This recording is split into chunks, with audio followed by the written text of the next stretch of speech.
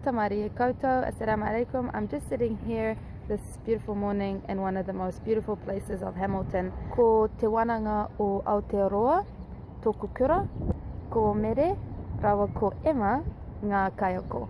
Kia ora mere, kia ora Emma. I am heading to my Te Reo Māori class, which I go to at the Raroera campus at Te Rapa. We have a mihimihi this morning that we have to perform in front of our classroom. I've been working really hard all week to get my pronunciation correctly, to get it memorized. A mihi is a greeting which includes things like the Whakapapa and the Pepeha.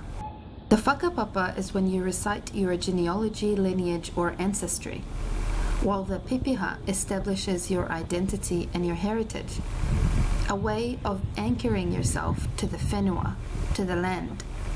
This includes things like the maunga, the awa, the iwi, and the waka. I'm a little bit nervous, but I'm really excited too, because when you create your mihi, you create it in a way that rings true to yourself.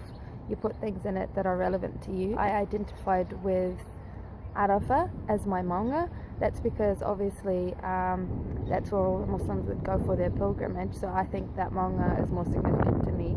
And I've identified Rafidain as my awa in Iraq, and that's where my father is from, so I've decided to go with Rafidain as my awa.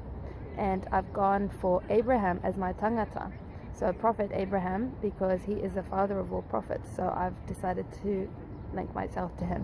What I love about Te Reo Māori Level 2 is that it really encourages you to actually speak it, not just learn it on pieces of paper.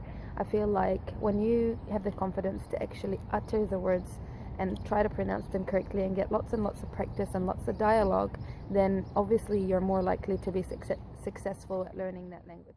Anyways, I better get to class now and get this mihimihi out the way.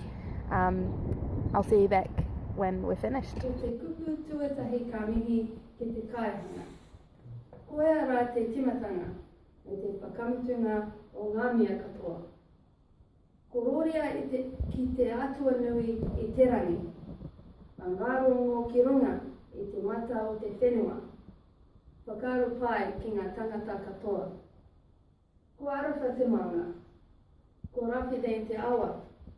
Ko Emirates te waka. Ko Jumeili te iwi, ko Abraham te tangata, ko Mariam ahau.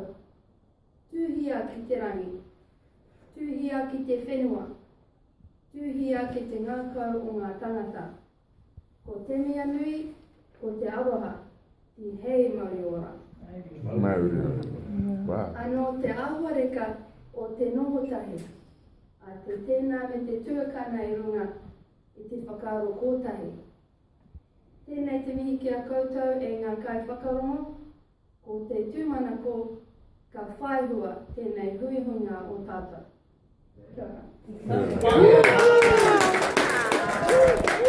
So that's finished. I'm really happy with that. I'm going to put the translation under the video. Practice makes perfect, so I'm going to keep at it. Thanks for watching, guys. Ka kite anō.